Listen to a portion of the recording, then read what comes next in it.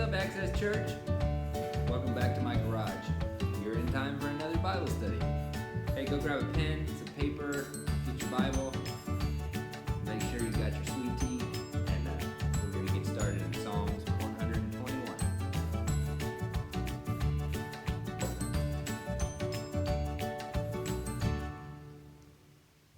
Okay, Psalms 121. So last week we went through verse 1 and 2. I'm going to read through them real quick, do a little recap, and then we'll jump into the next ones. So verse 1, I lift my eyes to the hills.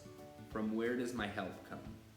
My help comes from the Lord, who made heaven and earth. Okay, so we kind of established verse 1.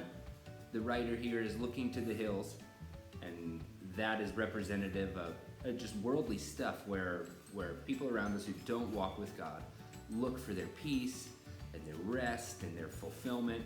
So this guy needs something, and he's acknowledging it's not coming from where the world is getting their help. My help is going to come from the Lord only. That's it. That's the only spot I'm looking to. And so we went through that, and now we're jumping into verse 3 and 4. So let's hit it. Verse 3. He will not let your foot be moved. He who keeps you will not slumber. Verse 4. Behold, he who keeps Israel will neither slumber nor sleep. Okay, so this is rad. Right off the bat, both verses, super dope. Verse 3, he will not let your foot be moved. Okay, I really like this. And I like this because it's loaded. It's already super set up to talk about and dive into. So I think it's safe to assume that the writer here, when he says he will not let your foot be moved, it's safe to assume that he is already standing, right? So at this point, he's writing this psalm. He needs help from God. He's gonna find it from God. He's standing, his feet are planted, and he's proclaiming that God's not gonna let his feet be moved.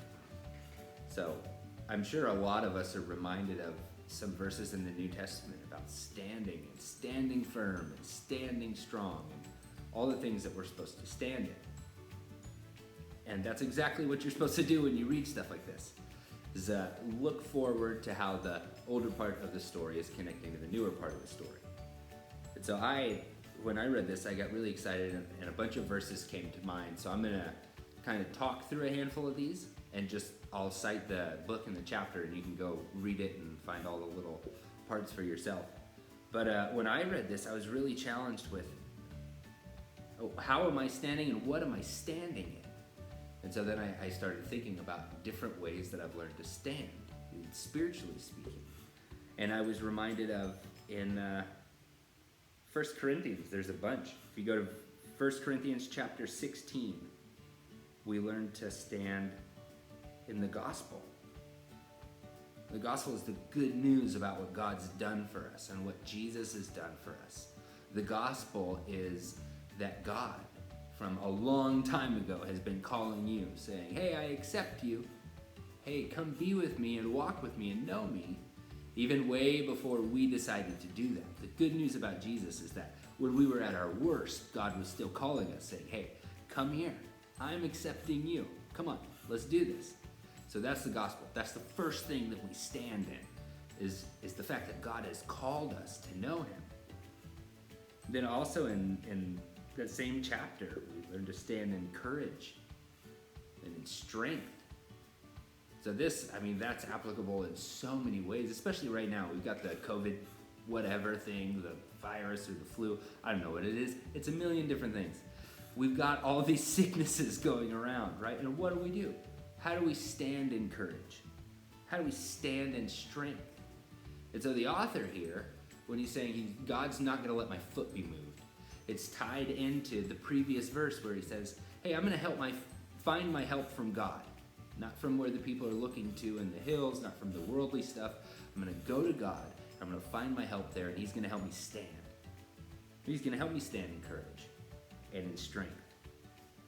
And in Romans 12, we learn to stand in grace, which is, oh man, I pray for that all the time. It's really interesting. So Paul, when he writes his letters, almost every one of them, he opens up by praying for the people that he's writing to, and he says, grace to you and peace to you. So that the idea of standing in grace is rad because it's all over the Bible. God's grace. And I think sometimes we talk about it flippantly, or almost, not that we take it lightly in a bad way, we just don't realize the intensity of how rad it is. God's grace to us is the things that he gives us that we don't deserve from him, the things that we haven't earned from him. And so standing in his grace is standing in all the gifts that he's given us, our provisions and our relationships and the ability to walk with him, spend time with him, and seek him for help.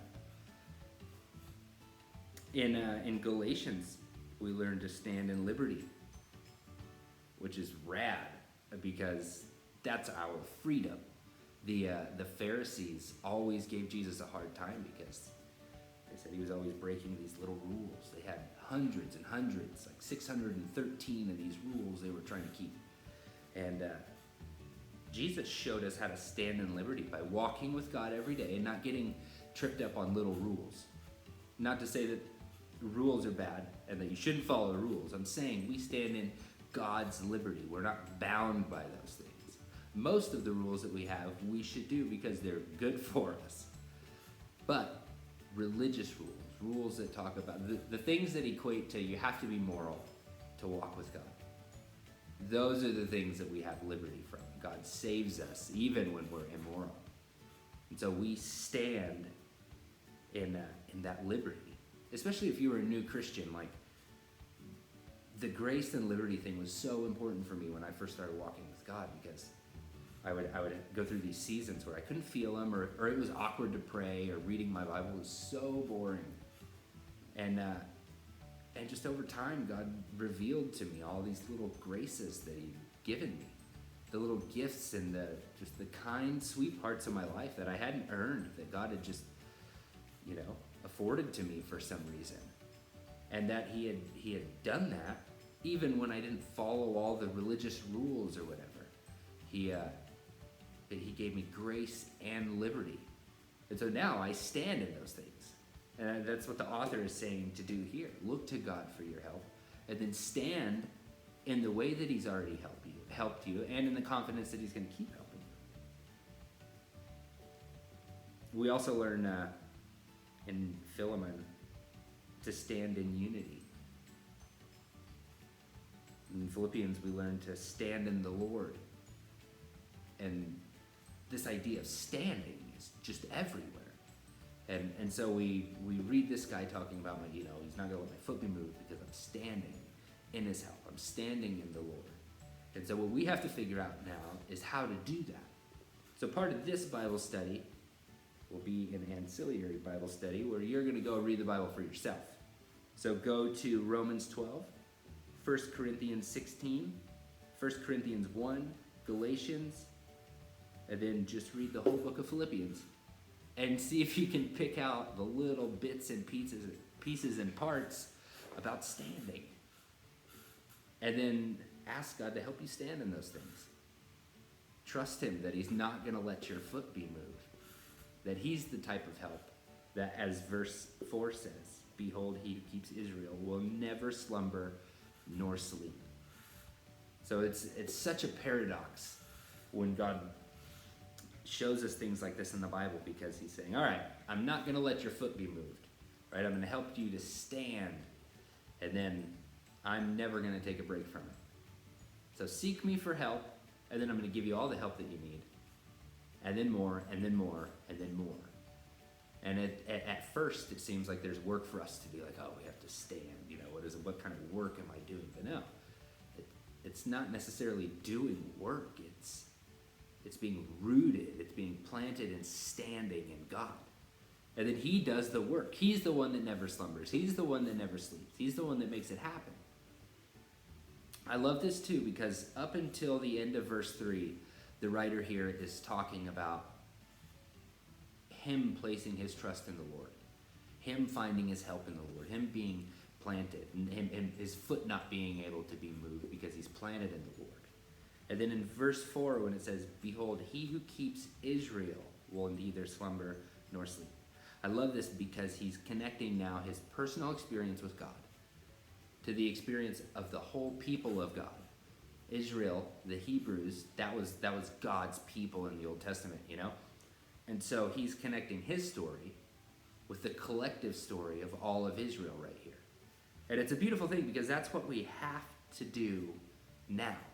Even now, our testimony, our story is connected to the testimonies and stories of people at Access Church and other churches and churches out of state and churches in China, churches everywhere. Our testimonies, our stories are all connected, and the main thing that connects all of them is this right here, the one who keeps us.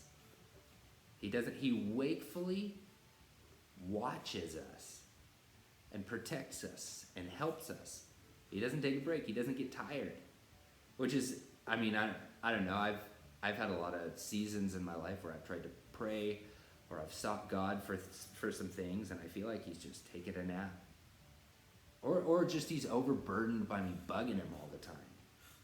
And we get so many reminders in here that, no, that's just like in the gospel, when he's been calling us for years.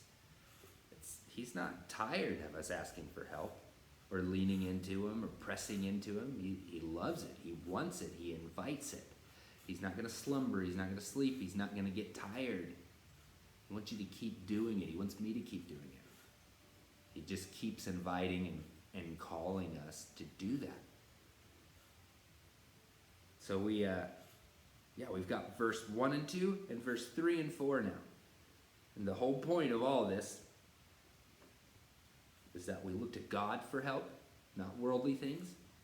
We trust that he's going to keep our feet planted because we're standing in him and in all the things that he's done for us. And then really importantly is we remember that in the same way that he's keeping us, he's keeping all of his people. Our story is connected to everybody else's story.